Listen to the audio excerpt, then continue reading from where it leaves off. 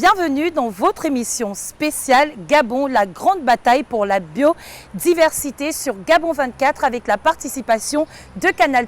Nous sommes au musée national Poumon Vert au cœur de la capitale Libreville. Pendant près d'une heure, nous allons vous montrer comment les autorités gabonaises se battent pour préserver cet environnement qui nous appartient à tous. Voici le sommaire de votre émission. Le pangolin, le mammifère le plus braconné au monde, que risque-t-on à en consommer? Entre les hommes et les éléphants, dans certaines régions du Gabon, la guerre est déclarée. Mais comment peut-on cohabiter sereinement? C'est le trésor des forêts gabonaises, tout comme certaines espèces animales. Certaines variétés d'arbres sont protégées par le gouvernement gabonais. Lesquelles et pourquoi, on vous le dit tout à l'heure.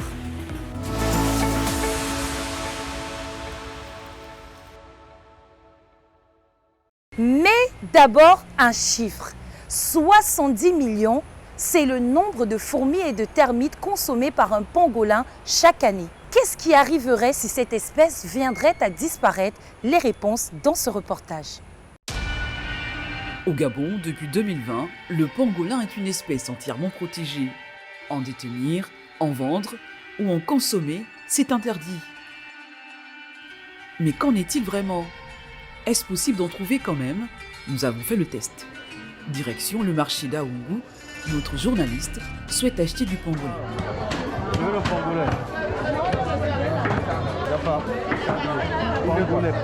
Les commerçants sont méfiants, mais après un peu de discussion, les langues se délient. Non, je voulais le pangolin, mais il n'y a plus. Il dit qu'il faut qu'on vienne tôt. Oui, 7 heures. 6 heures, non, on est déjà là. Okay. Les autres n'ont plus dormi.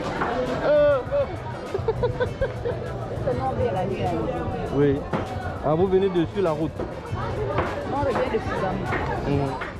Au bout d'un moment, on nous indique un autre marché où il serait possible, nous dit-on, d'acheter de la viande douce.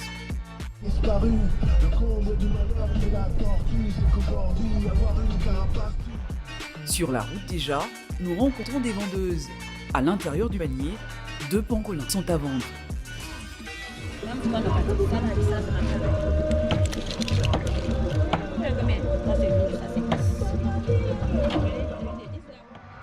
La vendeuse nous entraîne un peu plus loin.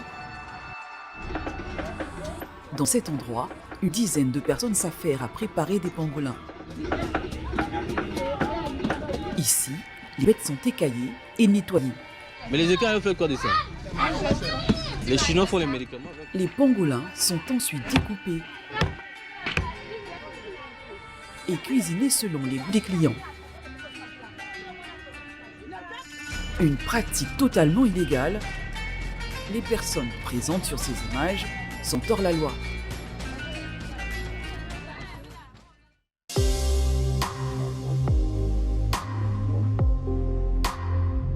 Christophe Rolandinga Kouma est le conservateur du parc national de Ouaka. Sa mission est entre autres de coordonner les écogardes. Chaque année, il saisit des dizaines de kilos de pangolins, comme ici, dans la province de Langounié. Nous étions en fait en poste fixe, avec nos écogardes, où nous avons eu à saisir en fait cette viande-là. Comme vous voyez là, il y a tout un ensemble de saisies. Et bien, toute la saisie a été détruite. Depuis 2020, la loi est claire, le pangolin est une espèce entièrement protégée. En détenir, c'est risquer la prison. Si on vous retrouve en train de manger ou en train d'attraper cette viande, vous avez cette viande en captivité, et ben, on va tout simplement vous mettre en prison. L'emprisonnement va de 3 à 6 mois associé à des amendes qui vont de 100 000 jusqu'à 10 millions. Une mesure stricte qui vise à préserver l'espèce. Car si le pangolin venait à disparaître, ce serait une catastrophe pour la forêt gabonaise.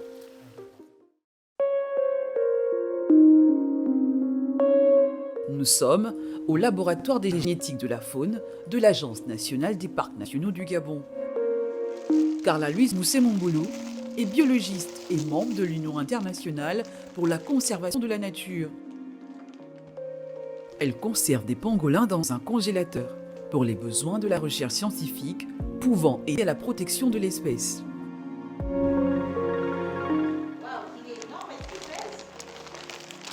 Là, il pèse, il a un poids, mais vous savez, il y a de la glace. En fait, c'est un échantillon qui est arrivé au laboratoire en 2019. Donc, il est assez congelé. On ne peut pas le décongeler, en fait, parce que c'est important de le garder congelé pour les besoins de l'analyse, en fait. Donc, lui, on va d'abord le laisser là. Comme on ne va pas travailler... Les pangolins qui servent d'échantillons dans ce laboratoire proviennent des saisies d'éco-gardes ou des forces de l'ordre.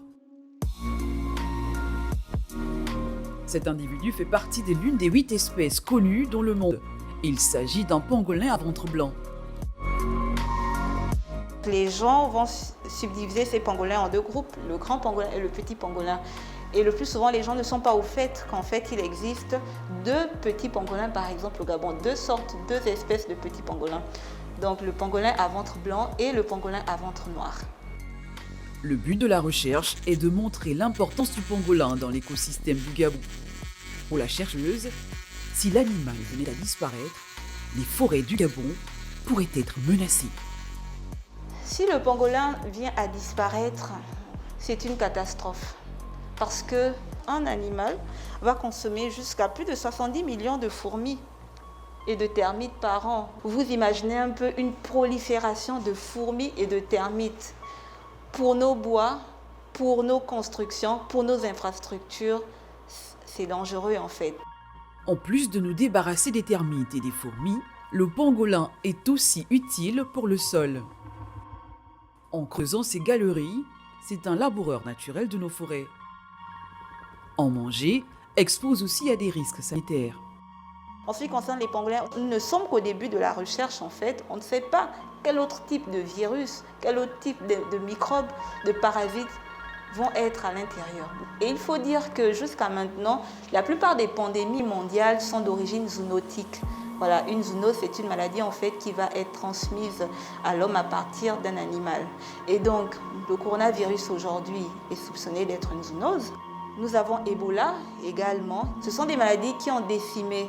Donc on ne peut pas continuer avec le même comportement comme nos ancêtres l'ont fait, continuer à manger et puis après assumer les conséquences qui sont le plus souvent lourdes. Carla est certes biologiste, mais elle est devenue avec le temps un défenseur du pangolin. Elle se bat pour changer les habitudes des Gabonais. Je ne mange pas le pangolin. Je ne peux pas manger le pangolin. Il faut arrêter. Ces animaux sont en danger. Je vais vous dire quelque chose. Une maman pangolin va faire un seul petit par année. Vous vous rendez compte? Imaginez un peu si vous arrivez et vous ravagez dans une forêt 100 pangolins, c'est 100 petits qui ne naîtront pas. Et donc à chaque fois la ressource diminue, la ressource diminue, la ressource diminue. Et je suis sûre aujourd'hui, les gens à l'intérieur du pays, dans les régions rurales, sont tous assez d'accord qu'on ne rencontre plus les pangolins en forêt aujourd'hui comme on le faisait avant. Au dire de la biologiste, il est primordial pour chacun de changer ses habitudes alimentaires. Le pangolin reste encore méconnu par la population au Gabon. Certes, il est consommé clandestinement, mais son apport pour l'écosystème reste encore peu valorisé. Et pour en parler, nous sommes avec Dr David Lehmann. Vous êtes spécialiste des pangolins. Docteur, bonjour. Oui, bonjour madame. On l'a vu dans ce reportage, beaucoup de Gabonais ont consommé, ou presque toute la population gabonaise consomme du pangolin. Est-ce votre cas? Non, je n'ai jamais essayé. Sincèrement? Oui. Donc vous étudiez cette espèce et vous n'avez jamais été tenté de goûter pour savoir comment vous pouvez vous sentir après en avoir mangé un? Non, je n'ai jamais goûté. Par contre, je crois sur parole ceux qui l'ont déjà fait et qui m'ont dit que c'était très bon. Oui. Maintenant, moi je suis chercheur en biologie et je suis spécialiste de la conservation. Donc je suis un peu inquiet quant à la viabilité de la population de cette espèce. Notre journaliste n'a pas eu de mal à se fournir dans le marché. D'ailleurs, c'est à peine caché. Pensez-vous qu'on puisse vraiment mettre fin à ce phénomène? Alors là, je ne peux vous dire. Je sais Ou qu'il de y a, sa commercialisation. bon, il y a des lois qui ont été émises l'année dernière par le ministère des Eaux et Forêts D'accord. qui portent interdiction à la consommation, la capture, la commercialisation de toutes les espèces de pangolins au Gabon, dont le pangolin géant. D'accord. Et donc ça, c'est déjà un pas en avant dans la protection de cette espèce. Les peines de prison, ça n'a pas marché. Vous êtes spécialiste de cette espèce assez rare qu'on ne retrouve, en tout cas dont la majeure partie de la population est au Gabon. Pensez-vous qu'au-delà de cela, on puisse faire autre chose? Bon, il y a toute une démarche de sensibilisation qu'il faut faire. Il faut expliquer aussi pourquoi cette espèce est très importante pour le maintien de la santé de la forêt gabonaise. C'est une espèce qui régule et de l'écosystème en général. Et de l'écosystème, donc c'est une espèce qui régule les populations de termites et de fourmis par exemple, qui elles se nourrissent d'arbres et de feuilles. Et donc par exemple un pangolin géant, ça peut assimiler, enfin ça peut manger plusieurs centaines de milliers de termites par nuit, et donc plusieurs centaines de milliards de ces termites-là par an. Et donc on voit bien qu'il y a un gros phénomène de régulation de ces populations d'insectes qui, elles, si elles ne sont pas régulées, vont vraiment manger tous les arbres et toutes les feuilles. Vous avez parlé de sensibilisation. Est-ce que vous pensez qu'en effet cette sensibilisation réduit cette perception que les Africains ou les Gabonais ont en général sur la consommation de cette espèce? Est-ce que vous pensez que la sensibilisation est efficace, le message passe réellement? Alors ça, je ne suis peut-être pas très bien placé pour en parler, parce que moi je suis vraiment un chercheur écologue, donc qui passe beaucoup de temps en forêt. Donc j'ai beaucoup d'étudiants aussi gabonais de l'USTM, du CNRS, de l'Agence nationale des parcs nationaux. Et donc on travaille ensemble. Donc je vois qu'il y a quand même un changement de perception de ces étudiants-là lorsqu'ils passent pas mal de temps en forêt, qu'ils sont en contact avec ces espèces et qu'ils comprennent les enjeux qu'on a pour l'écosystème en général de la conservation. Maintenant, la sensibilisation, c'est très important, surtout au niveau d'expliquer en fait pourquoi il est important de préserver cette espèce, et aussi au niveau de tout ce qui est santé publique, puisque le pangolin géant et le pangolin en général est pensé ou est considéré comme étant une des sources possibles de l'épidémie, de la pandémie que nous subissons tous en ce moment. Pourquoi est-il important de protéger cette espèce? Alors il y a plusieurs paramètres. Il y a déjà c'est une espèce très emblématique qui est très vieille dans le chemin de l'évolution. Et elle a une importance cruciale dans le maintien de l'écosystème, donc dans la santé des forêts tropicales. Dire, sans le pangolin géant, il n'y aurait peut-être plus d'arbres fruitiers, et sans arbres fruitiers, il n'y aurait peut-être plus d'éléphants ou plus de gazelles. Donc, pour les chasseurs-cueilleurs, pour ceux qui vont nourrir leur famille sur la chasse, c'est aussi très important, puisque le pangolin est à la base de ce que je dirais chaîne trophique. J'en venais à la partie économique de la chose. Les populations rurales, du moins tous les habitants des zones rurales, pour eux, c'est une première source de revenus. Qu'est-ce qu'on leur donne en contrepartie? Alors, je ne pense pas que le pangolin géant fasse partie vraiment ce qu'on dirait des gros quotas des chasseurs. C'est plutôt une chasse qui est, me semble-t-il, assez opportuniste. Et après, ce que j'en sais, c'est que c'était un plat de maître au Gabon, donc c'était souvent réservé aux nobles, aux chefs des villages. Bien sûr. Maintenant, ça a peut-être pris une autre dimension avec ce qu'on voit, la commercialisation illégale des écailles en direction de l'Asie. Donc ça peut être amener une dimension économique autre. Mais en tout cas, ce que je peux vous dire en tant que biologiste, c'est que le pangolin géant est en voie d'extinction. Donc c'est-à-dire que tout ce que les spécialistes nous disent, c'est que d'ici 5 ans, cette espèce-là risque de disparaître. Non seulement au Gabon, mais à l'échelle du monde. Et ça, pour ne pas être dramatique, ou pour être dramatique, ça va être vraiment une catastrophe écologique. Justement, en Asie, le kilo d'écaille, il est à 655 000 francs CFA. Il est revendu à 655 000 francs CFA. Et l'animal en lui-même, il coûte 1 100 000 francs CFA. Avec des prix aussi élevés, lorsqu'on commercialise cet animal en voie d'extinction, pensez-vous qu'un jour on puisse mettre fin à ce phénomène? Alors là, déjà, vous m'apprenez ces prix-là parce que je ne les savais pas. Oui. Nous avons fait des recherches. Oui, je suis un peu choqué, il faut que j'assimile cette information. Oui. Mais c'est vrai que c'est très dur d'endiguer, je dirais, cette extinction si on met un prix aussi fort sur un animal. Mais ce qu'il faut savoir, c'est que c'est des prix qui sont à la revente après que l'animal ait fait toute une route. Et donc ça veut dire que sûrement les prix d'achat au niveau du marché local, au niveau du marché local sont assez ridicules peut-être. Ridicule, oui. Et donc je ne pense pas que ce soit une bonne incentive à donner aux populations, c'est-à-dire qu'on peut faire de l'argent en revendant du pangolin. Je ne pense pas que c'est comme ça qu'on va devenir riche. Par contre, c'est peut-être comme ça qu'on va avoir des problèmes avec la loi de la République gabonaise. En tout cas, en tant que biologiste spécialiste de la faune sauvage, ce que j'aimerais qu'on retienne, c'est surtout que cette espèce est vraiment cruciale pour la santé de la forêt gabonaise. Et c'est qui dit la santé de la forêt. L'écosystème en général. Voilà. Et donc, qui dit ça, dit aussi qu'elle est cruciale pour les humains qui se nourrissent et qui habitent ces forêts-là. Puisque sans forêt, il n'y a pas de revenus. On ne peut pas cultiver, on ne peut pas faire de la cueillette, on ne peut pas chasser. Merci, Dr Lehmann, d'avoir été avec nous. Je vous en prie.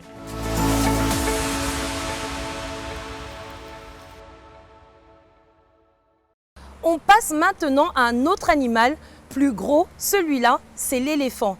Le saviez-vous, le Gabon abrite la plus grande population d'éléphants, mais quelquefois, cet animal est considéré comme un peu envahissant par les agriculteurs. Pour se nourrir, le jardinier des forêts n'hésite pas à ravager leur culture. Résultat, la guerre est déclarée. Alors, comment cohabiter sereinement? Les réponses dans ce reportage. On devait déjà récolter. Maman Marie est très contrariée. Cela fait 3 ans qu'elle ne fait aucune récolte dans ses plantations. Et pour cause, les éléphants viennent régulièrement ravager l'ensemble de ses cultures. La forêt n'ont plus de fruits. Ils sont obligés de s'abattre maintenant dans les plantations. Maintenant, nous, on va planter, cadeau, on souffre. Mais regarde, ça décourage. Dans ce département du Komomanda, cette agricultrice n'est pas la seule à voir ses champs dévastés par des troupeaux d'éléphants. Car ces dernières années, au Gabon, la population se multiplie. Face à ce constat, le gouvernement a décidé de réagir. Oui, là, j'ai même récolté. Denis Jospin et Aimé Serge sont des agents du ministère des Eaux et Forêts. Aujourd'hui, ils ont été envoyés sur le champ de Madame Marie pour chercher les traces de la présence des éléphants.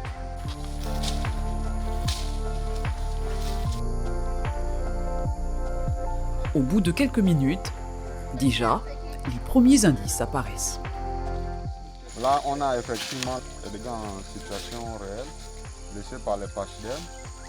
Et ce que l'éléphant fait habituellement, c'est qu'à l'aide de ces ivoires, il ouvre la plante et il prend l'intérieur. Et c'est ça qu'il consomme. Quelques instants plus tard, un autre indice. Direct cette fois-ci. Comme vous le constatez, il y a là devant nous la présence d'excréments d'éléphants qui montre vraiment, qui prouve à suffisance que les éléphants passent par ici. Il y a une présence des éléphants dans cette plantation. L'objectif de ces opérations sur le terrain, recenser précisément les traces, pour concilier les activités agricoles et la conservation de la faune. Fais le pointage, s'il te plaît. Nous relevons les coordonnées géographiques des excréments d'éléphants présents sur cette plantation. Ça vous permet de faire quoi? Ça nous permet de connaître, d'avoir une carte du passage des éléphants et de savoir là où les éléphants interviennent. Si Aimé Serge et ses collègues sont sur le terrain aujourd'hui, c'est parce que les habitants ont porté plainte. Ils sont quotidiennement confrontés à la présence d'éléphants. Une bonne partie de la vie de l'éléphant, il se déplace abondamment.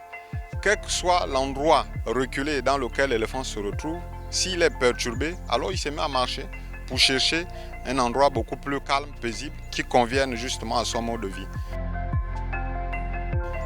Donc aujourd'hui, il n'est pas exclu de retrouver les éléphants très proches des villages, même dans les endroits où on n'en avait pas. Dans cette zone, les conflits entre hommes et éléphants sont permanents, à tel point que les paysans ont été contraints d'abandonner des champs et des campements. 2 jours, j'ai dormi là au campement. Pendant que je dors, je ronfle. L'éléphant est en train de boire mon eau dans le feu. C'est comme s'il manque de rivière. On les voit, mais on n'a que le pouvoir pour les affronter.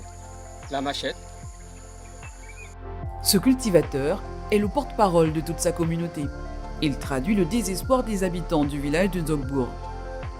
Avant, ils avaient des techniques pour éloigner le pachyderme, mais elles ne fonctionnent plus. Parmi les méthodes de répulsion utilisées par les populations, par les communautés locales, il y a par exemple le fait de brûler régulièrement les pneus pour produire de la fumée. Les éléphants se sont accoutumés à la présence des hommes et au bruit que font les agriculteurs pour les repousser loin des campements et des plantations. Face à ce constat, l'Agence nationale des parcs nationaux a imaginé un nouveau dispositif pour les éloigner.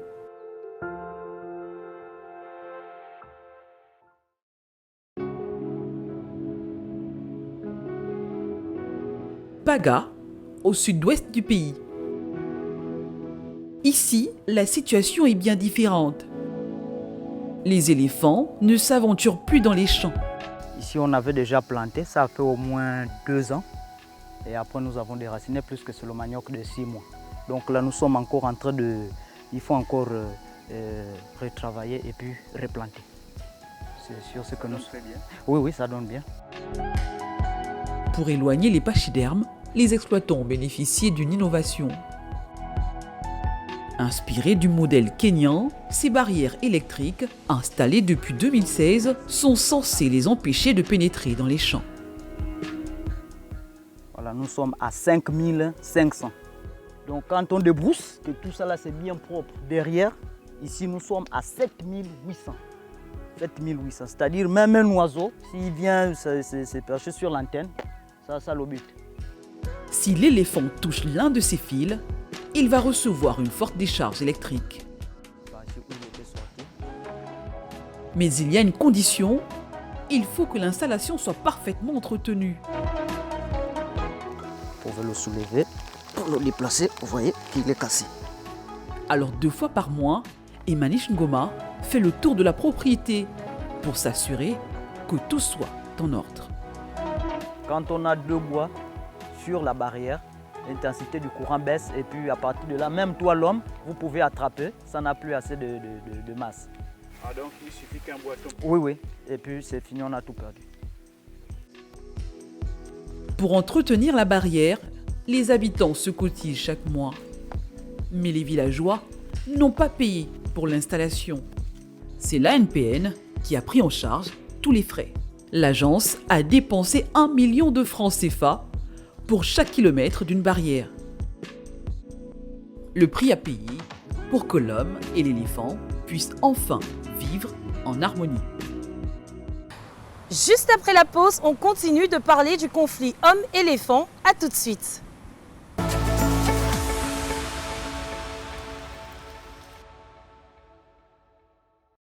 Ravi de vous retrouver sur le plateau de votre émission spéciale consacrée à la bataille de la biodiversité au Gabon. Marc-Onaï Sangui et Serge Mibambani nous ont rejoints. Marc-Onaï Sangui, vous êtes secrétaire exécutif de l'ONG Brain Forest, une ONG qui est spécialisée dans les questions de la forêt au Gabon. Et Serge Mibambani, vous êtes le directeur de la gestion de la faune et de la chasse. Bonjour messieurs. Bonjour madame. Juste avant la pause, on a parlé des éléphants, on en parlait dans le reportage. Alors, une première question que je vous pose à tous les deux. Pensez-vous qu'il existe une possibilité de cohabitation sereine entre les hommes et les éléphants? Il y a toujours eu une cohabitation sereine entre l'homme et les éléphants, puisque nous sommes tous des enfants de la forêt.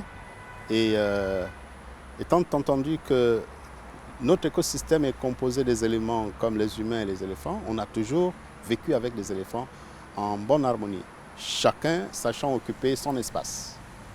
Et vous, Serge Mibambani, qu'en pensez-vous? Est-ce qu'il est possible qu'il y ait une cohabitation sereine entre l'homme et l'éléphant? Que ce soit l'homme ou l'éléphant, c'est tous des composants de la nature. Il faut dire que l'homme a toujours vécu avec la faune. Les problèmes peut-être qui arrivent aujourd'hui sont dus à un changement de comportement et il faut peut-être aller chercher les causes. Ce n'est pas l'avis de beaucoup d'agriculteurs. Certains ont parfois l'impression d'être sacrifiés au nom de la protection des éléphants. Comment pensez-vous qu'on puisse changer ce point de vue? On peut changer le point de vue en modifiant le mode opératoire au niveau de nos administrations. Oui. Parce que les engagements que nous avons pris au niveau international et au niveau national Oui. pour la préservation de nos écosystèmes, quand on dit écosystème, au centre de l'écosystème, il y a l'homme. Parce qu'on ne peut pas se lancer dans la protection de la faune sans tenir compte du quotidien de l'homme. Je vous prends un exemple très simple. Quand l'éléphant vient dévaster une plantation, Oui. qui constitue un élément de survie Oui. pour l'auteur, celui qui a réalisé la plantation, comment peut-on mesurer la réaction de l'administration pour venir en aide à cette personne qui a tout perdu? Mais en Par attendant contre, les réactions de l'administration, ces gens se retrouvent avec leur culture ravagée. et voilà, ils se retrouvent avec leur culture ravagée. Ça veut tout simplement dire qu'il devrait y avoir des mécanismes au niveau du ministère des Eaux et Forêts pour intervenir de manière spontanée en termes de compensation, en termes de soulagement, en termes même de prise en charge psychologique de la personne, pour que cette personne ne se sente pas abandonnée. Or, ce qu'on constate, et c'est notre constat, nous sommes ONG,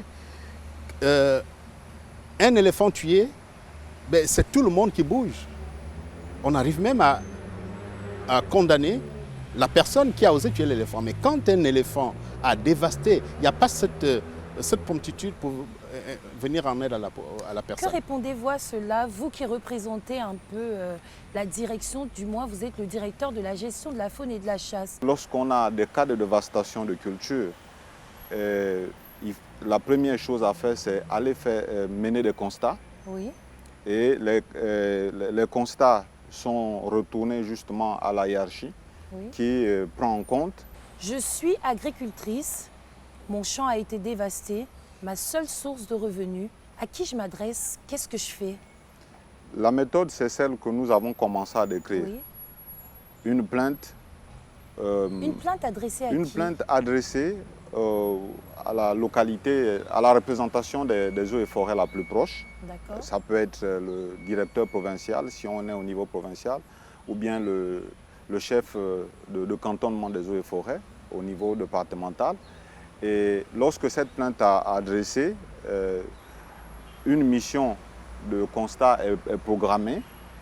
Cette mission, ce n'est pas une mission... Mais combien de temps est-ce que ça prend? Ben après, tout dépend de... Je me plains aujourd'hui et après? Après, tout dépend de plusieurs autres facteurs. Parce Oui. qu'il y a des questions logistiques aussi qui doivent accompagner une mission de terrain. Il faut par exemple un moyen roulant. Ça dépendra du point de sollicitation, de l'endroit, du lieu de sollicitation.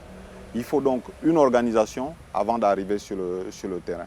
Marc-René Sangui, excusez-moi, vous qui êtes secrétaire exécutif d'une ONG sur les questions de l'environnement, est-ce que vous pensez que le ministère des Eaux et Forêts accompagne vraiment ces populations qui se retrouvent dans le déni face à cette situation, face à ce conflit? Ben, nous constatons simplement un manque de moyens, comme ils viennent de le décrire. Oui. Les moyens logistiques, comme je l'ai dit tout à l'heure, la promptitude avec laquelle on réagit quand un éléphant ou un animal protégé a été touché par des populations, la promptitude avec laquelle on réagit au niveau de l'administration n'est pas la même quand un éléphant, un champ qui a été dévasté. Si vous aviez une proposition à faire, mais si j'avais une proposition à faire, je dirais tout simplement que la première chose que je fais, et comme il a dit, aller constater. Une fois qu'on a constaté, on soulage la personne de manière instantanée avec un soutien matériel, un soutien financier. Moi, je me retrouve avec des dizaines de dossiers sur mon bureau en termes de plaintes des populations. Au ministère, c'est la même chose. À peu près combien par mois? Aujourd'hui, par exemple, j'ai reçu 2 dossiers. Un dossier de Port-Gentil et un autre dossier de Kango. Vous imaginez, je suis complètement désarmé, je ne peux pas apporter une solution. Mais il appartient à l'administration. Les lignes budgétaires qui sont mentionnées dans la loi de finances, ces lignes budgétaires ne concernent pas l'indemnisation, ça concerne la construction des barrières électriques. Mais une barrière électrique pour une population de combien d'habitants? Justement, une solution, les barrières électriques, Serge Mibambani, on l'a vu, et ça coûte extrêmement cher. Mais y a-t-il d'autres solutions? Alors, peut-être commencer par faire un peu les statistiques en termes des dossiers, parce que l'administration des eaux et forêts, justement, reçoit plusieurs plaintes. Et on peut dire qu'en moyenne, par année, on est autour de 1500, 1600 dossiers de plainte reçus, enregistrés dans nos bases de données. Et entre 2015 et 2016, aujourd'hui, lorsqu'on essaie de cumuler, nous sommes pratiquement à près de 12 000 Et sur les 12 000 000 plaintes, vous en avez résolu combien? Combien d'indemnisations? On a eu en 2016-2017 une intervention du président de la République qui a mis à disposition, on va dire, un fonds qui a permis d'indemniser près de 800 personnes seulement. Vous qui recevez ces plaintes, Marc Konaé-Sangui, on a des chiffres, 12 000 plaintes, 800 indemnisés. Qu'est-ce que ça suscite en vous? Alors, je voudrais d'abord réagir par rapport à ces informations que le directeur nous donne. C'est-à-dire un fonds spécial du chef de l'État, c'est un fonds politique. 2016, c'était les élections présidentielles. Donc, on fait un geste pour des élections présidentielles. Alors, un pays ne peut pas fonctionner avec des dons, avec des actions ponctuelles.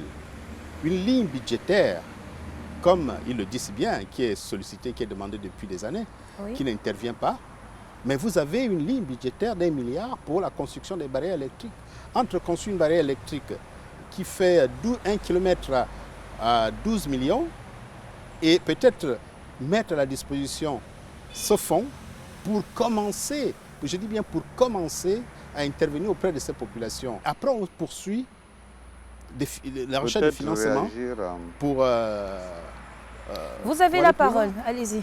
C'est vrai, les clôtures électriques coûtent cher, mais de ce qui a été proposé et testé jusqu'à présent, c'est les clôtures électriques qui ont un effet de répulsion réel. Parce que la clôture électrique, c'est une clôture autour des cultures et lorsque les pachydermes arrivent, ils sont repoussés par une décharge électrique. Et ça fonctionne très bien. Nous savons aussi que, M. Sangui va certainement le confirmer, que l'éléphant, l'espèce qu'on appelle l'éléphant est une espèce assez intelligente et qui s'adapte. Et nous savons qu'il y a eu plusieurs moyens de répulsion qui ont été utilisés, mais qui ont fait les limites. Voilà pourquoi je crois tout à l'heure on parlait de rechercher vraiment les causes, peut-être agir aussi sur ces causes-là. Aujourd'hui, on en est à combien de barrières électriques construites? Nous sommes exactement à 15 clôtures électriques. Dans quelle zone à peu près? La dernière qui vient d'être inaugurée se situe dans la Nyanga, dans la zone de Ndindi, Doussala, je vais dire. Moi, je voudrais réagir par rapport Vous pensez que c'est assez? Madame, oui. La solution barrière électrique, c'est une solution business. Ça, je le dis, je le pense. Pourquoi? Parce que monsieur le directeur vient de dire que le gouvernement a fait le tour du Gabon pour recueillir des avis. Faire un constat et un constat. Oui. Mais avant le ministère, le Conseil économique et social a fait le même travail avec un rapport qui a été produit au mois de février. 2021. Oui, février 2021. Okay. C'est-à-dire après la tournée du président du Conseil économique et social, qui est une institution. Bien sûr. Le Conseil, c'est une institution de la République. Bien sûr. Ils ont fait le tour du Gabon, ils ont produit un rapport qui a été présenté au président de la République et au Premier ministre avec des recommandations que nous avons lues. Je pense, dans un pays où on veut résoudre des problèmes, ça ne sert à rien de multiplier des initiatives qui se ressemblent et où on dépense énormément d'argent pour faire ce tour-là. Je pense que les deux missions du Conseil économique et social et du ministère des Eaux et Forêts, l'argent qui a été dépensé peut déjà commencer à résoudre les problèmes. Il y a eu des recommandations pour le Conseil économique et social. Ces recommandations n'ont pas été prises en compte par le ministère. Le ministère refait le tour pour constater la même chose. Et vous allez voir, on va organiser les assises pour faire des recommandations. C'est-à-dire tout se retrouve dans les tiroirs et dans les rapports pendant que les populations sont en train de pleurer. Est-ce que vous imaginez des sommes colossales qui sont dépensées parce qu'on veut produire des rapports? Nous ne sommes pas à l'heure des rapports, nous sommes à l'heure d'intervention auprès des populations qui pleurent. Donc pour vous, c'est imaginez un beaucoup seul plus instant, de parlotte que d'actes. vous savez, pour mieux noyer un problème, il faut créer une commission, il faut écrire un rapport, on met des recommandations qui ne sont jamais appliquées. Et on recommence avec la même méthode. Ce sont des techniques de, je vais parler comme au quartier, de frappe d'argent. On ne veut pas résoudre le problème, mais on trouve des moyens pour sortir de l'argent. C'est ça, c'est le constat que nous avons fait. Parce que si le gouvernement voulait vraiment résoudre le problème, on aurait pris le rapport du Conseil économique et social, fait des recommandations et commencé à esquisser des débuts de réponses. Mais ce n'est pas ce qui est fait. Parce que le directeur insiste sur les barrières électriques, mais il y a aussi des populations qui ont leur technique, il faut les renforcer. Donc, barrières électriques, c'est ce que le ministère privilégie. C'est une option business pour moi. Merci d'avoir été avec nous. Saviez-vous que les forêts gabonaises abritent des trésors, des arbres qui n'existent nulle part ailleurs et uniques au monde? Et c'est donc pour cette raison que le Gabon a décidé de protéger ces essences rares. Regardez le reportage et on revient tout de suite après. La forêt gabonaise abrite des trésors, des espèces d'arbres que l'on ne trouve nulle part ailleurs dans le monde. Pour les découvrir, pas besoin d'aller bien loin. À Libreville, l'arboretum de Siban les conserve précieusement. Ici, c'est une forêt naturelle en miniature. À l'intérieur, vous retrouvez pratiquement l'ensemble des essences du Gabon qui ont été plantées ici pour conserver la biodiversité. Si jamais on perd quelques essences, on pourra les retrouver ici. Au Gabon, 5 essences de bois bénéficient d'un statut juridique qui les protège d'une exploitation dans les forêts. Il s'agit du douka, la faux, l'andouk, le moabi et le célèbre kevazingo. Ces arbres sont strictement interdits à la coupe. Ces essences ont été mises en défense par décret présidentiel depuis 2009 parce que ces essences constituent une manne pour les animaux sauvages. Ces essences produisent des fruits qui sont comestibles par les animaux. Pour sauvegarder les trésors de la forêt gabonaise, les autorités ont mis en place une stratégie visant la conservation des espèces, mais pas seulement. L'objectif est aussi de replanter les espèces protégées. Nous avons un outil industriel installé et il faut continuer à ravitailler et approvisionner ces industries en matière première qui est le bois. Et donc, pour freiner la pression sur les essences naturelles en forêt naturelle, nous avons besoin de mettre en place ces plantations. Là, c'est un autre pan. Comme ici, au nord de la capitale gabonaise, la pépinière de l'École nationale des eaux et forêts est une structure paramilitaire qui sert d'appui à la formation et à la production d'essences forestières. Ici, on cultive les essences protégées. Le colonel Armand Yvon Mengon Ango est chargé de l'aménagement des forêts. Il est en pleine séance de cours pratiques avec les élèves officiers. Les techniques ici que nous utilisons généralement, ce sont des techniques de germination, la technique de bouturage, la technique de drageonnage, la technique de greffage. Nous voulons viser un but précis, celui de favoriser la croissance de nos essences forestières. Et parmi ces essences, nous avons ici devant nous l'une de nos essences forestières endémiques. Il s'agit du moabi. Et ici, vous avez de l'osigo. Et là, à côté, nous avons de l'andoc. L'objectif de cette pépinière, cultiver ces espèces pour pouvoir un jour les réimplanter dans la nature. Ce sont des essences qui font actuellement l'objet de protection parce que ce sont des essences qui sont en faible densité dans nos forêts à cause de leur usage multiple. Ces essences de bois interdites à la coupe ont un déficit de régénération en forêt. Nous enregistrons une faible densité de ces essences. Donc nous pensons que produire ces essences en pépinière nous permet de diversifier la forêt parce que la diversification de la forêt permet à la forêt d'avoir une biodiversité. Et la biodiversité donne une certaine résilience à la forêt. Une résilience très importante pour le Gabon, mais pas seulement. La forêt gabonaise fait partie du bassin du Congo, deuxième plus grande forêt tropicale humide au monde. Ces grands arbres participent à la séquestration du dioxyde de carbone, un gaz à effet de serre. Au Gabon, par exemple, le pays émet 35 millions de tonnes de CO2 par an, mais en séquestre 3 fois plus, l'équivalent de 105 millions de tonnes de carbone par an. Pour parler des forêts gabonaises, nous sommes avec Edwige Eyan-Efa et Sosten Guéma. Edwige Eyan-Efa, vous êtes membre du FSC, Chambre environnementale, et Sosten Guéma, vous êtes détenteur d'un cabinet d'études d'impact environnemental. Bonjour. Bonjour. Je vais vous poser une question à tous les deux. Est-ce qu'on peut couper des arbres tout en protégeant la planète, Madame Edwige? Est-ce qu'on peut couper des arbres? Tout en protégeant la planète. Alors, ou tout en respectant la planète. Oui. Déjà, c'est une ressource renouvelable. Oui. Il faut le comprendre. Les arbres, quand on les coupe, ils repoussent. On peut couper les arbres tout en respectant la planète. Ça dépend de la façon de les couper. Ça dépend de là où on se trouve. Quand on est au Gabon, il y a des zones où on a besoin de couper pour que la végétation se renouvelle.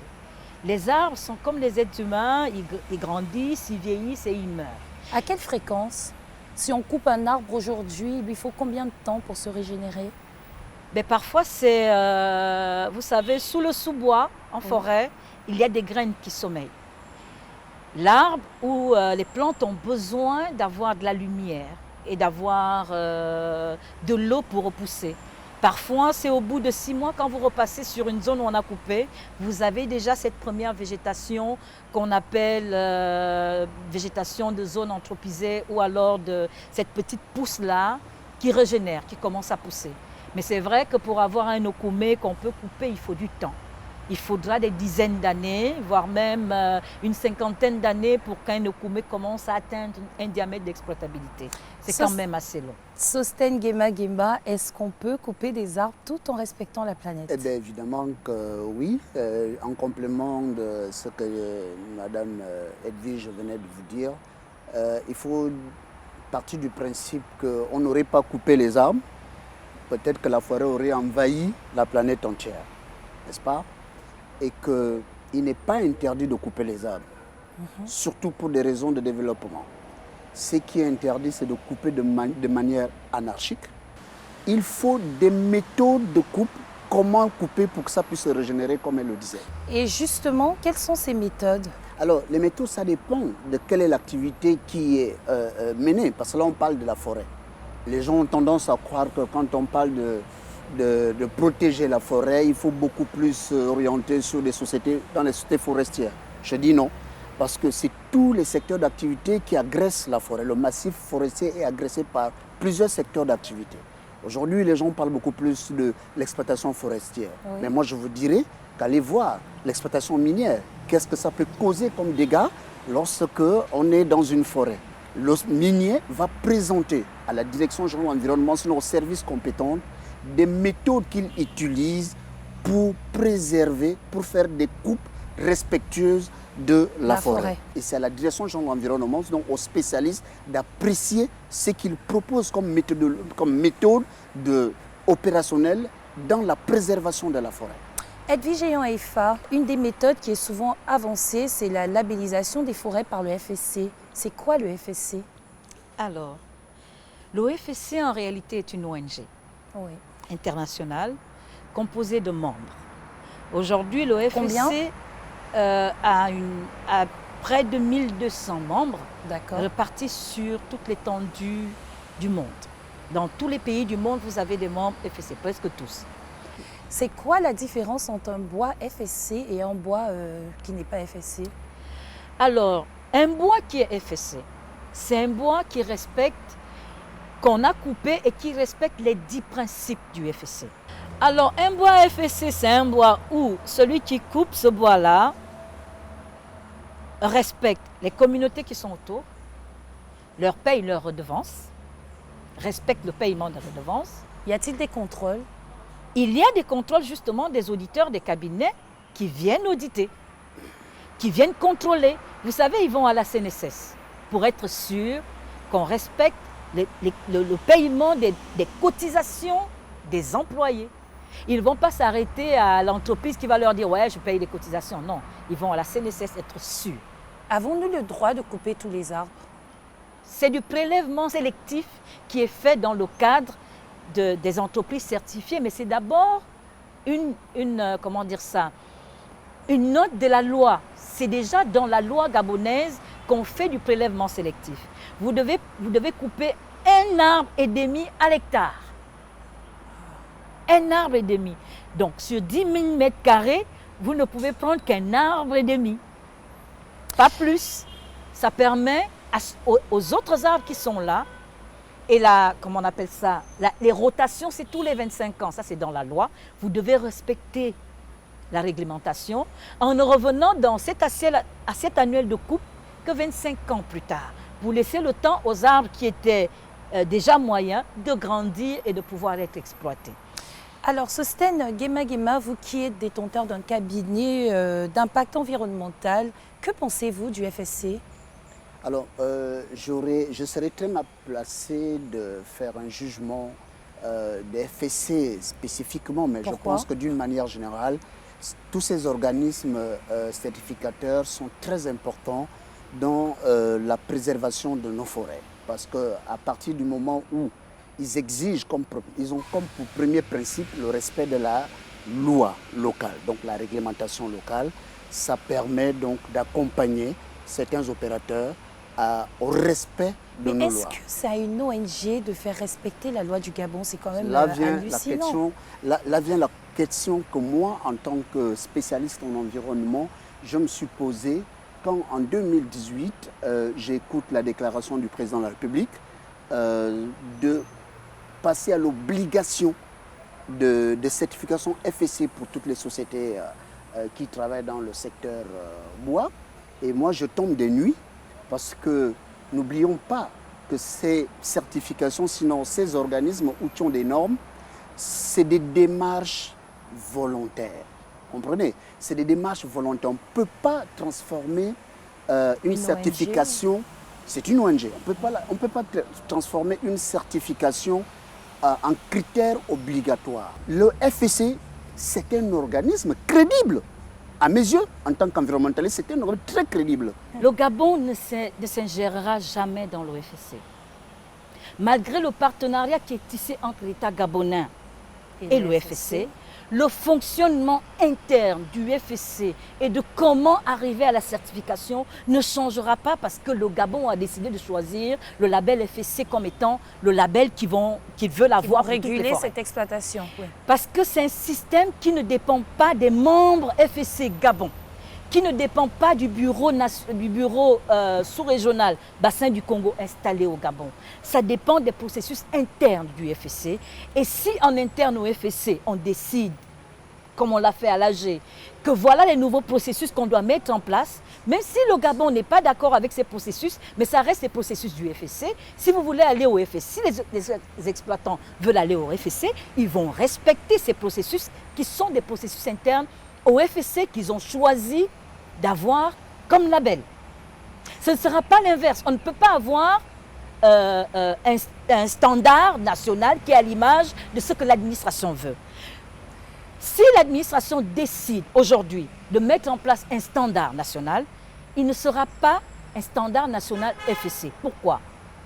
Parce que pour mettre en place un standard, il y a un processus interne au FSC qui est déclenché en interne. Il y a un organisme des normes en interne au FSC qui dit qu'il faut qu'on mette en place une norme. Il y a un appel à candidature auprès des membres et même des autres parties prenantes pour avoir les membres dans différentes chambres ou des experts ou un comité consultatif qu'on met en place qui est validé par le FSC. Il ne sera jamais validé par l'État gabonais. Il est validé par le FSC qui met en place ce groupe de travail et ce groupe de travail se met en place. On peut inviter l'administration parce qu'ils connaissent la loi, parce qu'ils connaissent certains processus à nous aider à comprendre, nous, le groupe de travail, des processus, mais ils n'ont pas droit de vote. Ce n'est pas parce qu'ils sont 50 qu'ils vont influencer si les membres qui sont les membres du groupe de travail disent voilà ce qu'on pense qu'on doit retenir parce que ça respecte l'esprit du FSC. C'est ce qui respecte l'esprit du FSC et des membres du groupe de travail qui restera dans la norme. Merci à tous les deux d'avoir été des nôtres. Chers téléspectateurs, c'est la fin de cette édition spéciale consacrée à la grande bataille de la biodiversité au Gabon. Vous pouvez continuer de suivre ce programme sur nos différents réseaux. Restez connectés sur Gabon 24 pour la suite des programmes. Au revoir.